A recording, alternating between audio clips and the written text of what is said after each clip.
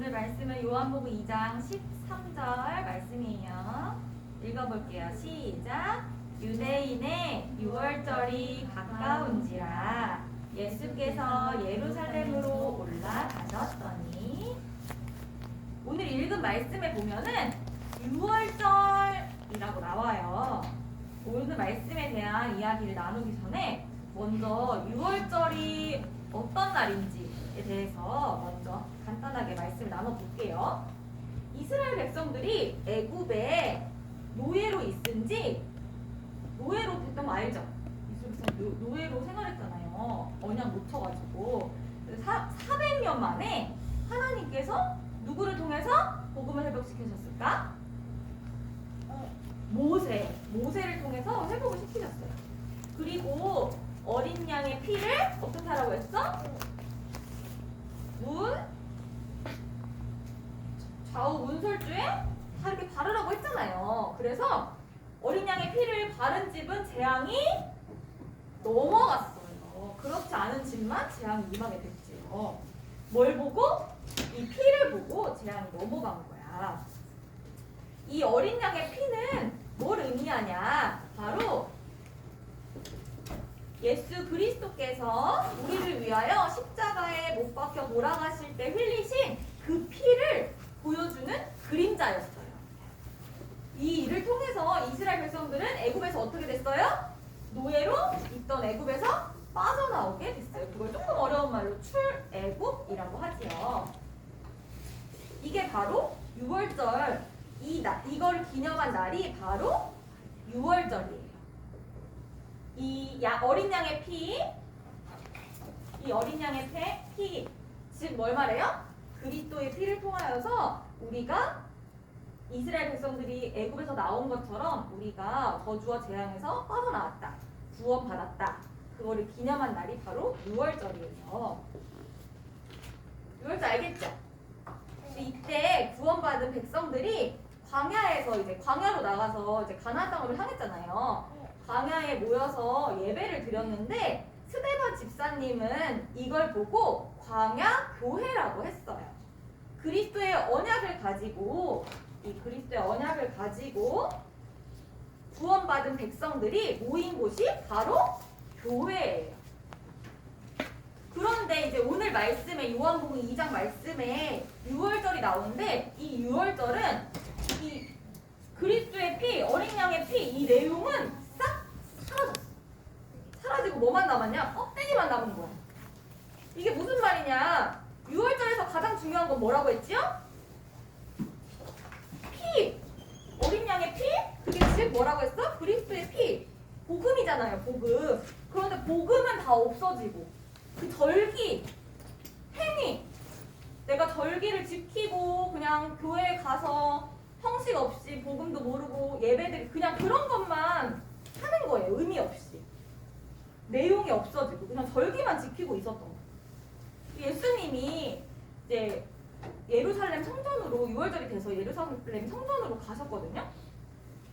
예루살렘 성전으로 가니까 거기 안에 사람들이 어떻게 하고 있냐? 소랑 양 비둘기 파는 사람, 돈 바꾸는 사람, 이런 사람들이 앉아있는 거예요. 그리고 그리스도의 언약을 가지고 이제 교회는 뭐 해야 되는 곳이야? 이 그리스도의 언약을 가지고 하나님께 예배를 드리는 곳이잖아요.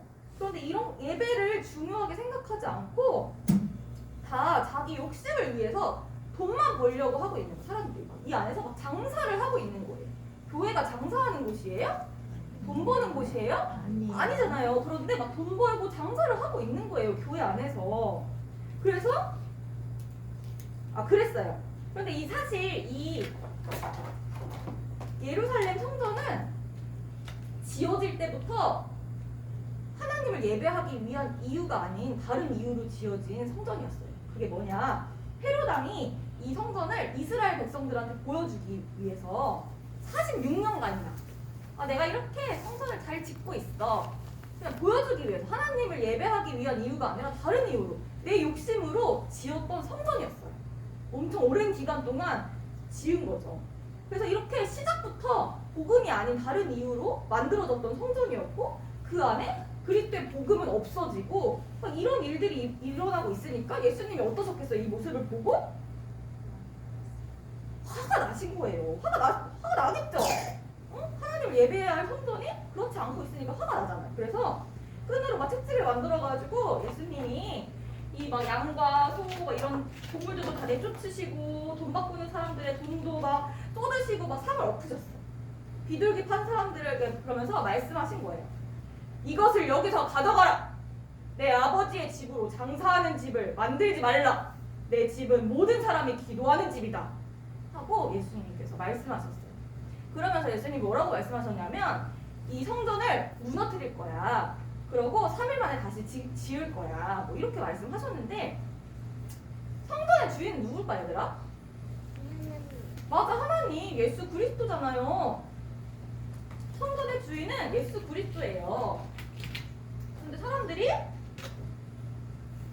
모여서 기도하고 예배하고 이렇게 해야 할 성전에서 강도들처럼 자기 욕심을 위해서 막 돈을 벌고 막 이런 사람들의 모습에 이제 예수님이 화가 나신 거죠.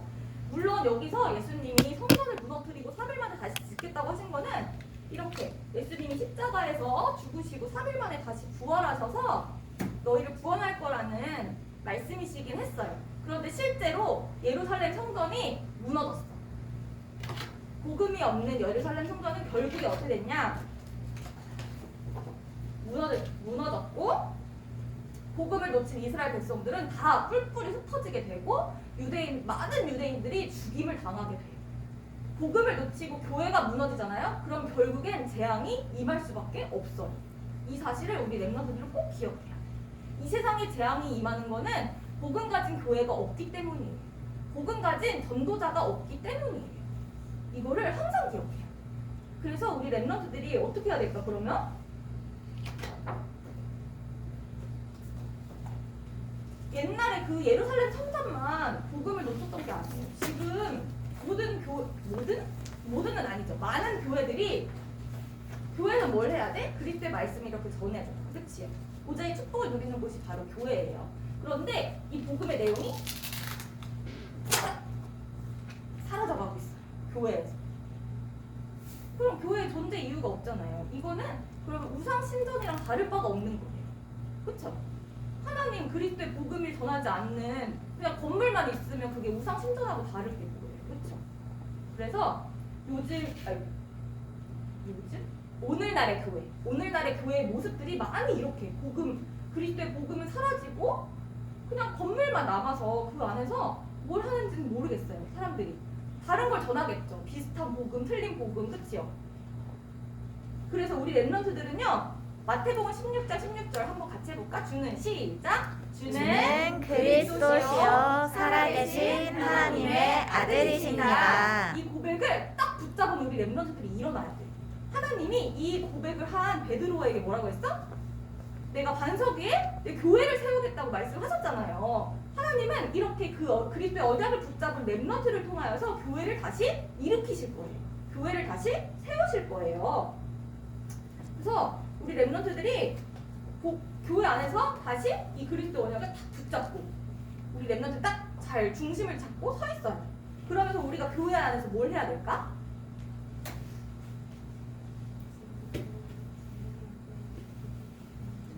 전도와 선교 운동을 해야죠. 우리가 해야 될 거 하나밖에 없어요. 뭘 해야 돼? 전도와 선교. 맞아요. 전도와 선교 그게 바로 세계복음화잖아요. 237 나라 살리는 거잖아요. 우리는 딱 한 가지만 하면 돼요. 그리스도의 언약 붙잡고 전도와 선교 운동만 하면 돼요. 그렇게 하실 때 하나님께서 이 세상의 모든 재앙을 다 우리 렘넌트들을 통하여서 그리고 우리 교회를 통하여서 막으실 거라고 하나님께서 약속하셨어요. 우리 렘넌트들은요. 전 세계 교회가 그리스도의 언약을 다시 붙잡고 일어날 수 있도록 기도해야 돼요. 알겠어요? 하나님은요 우리 렘넌트를 통하여서 교회를 다시 세울 거라고 약속하셨고 그 교회를 통하여서 이 세상의 재앙을 막을 거라고 약속하셨거든요. 알겠어요? 네. 내가 엄청 중요한 존재인 거 알겠죠? 네. 알겠어요? 네, 좋아요. 이 약속을 믿고 이번 주도 그리스도의 언약만 붙잡고 승리하는 렘넌트들 되길 기도할게요. 기도하고 마치겠습니다. 기도할게요. 오늘도 우리에게 성취될 말씀 주신 거 감사합니다. 교회의 의미를 제대로 알고 정확한 그리스도의 복음으로 전 세계에 무너져가는 교회를 살리고 이 세상의 재앙을 막는 렘넌트들 되게 해주세요. 예수 그리스도 이름으로 기도합니다. 아멘.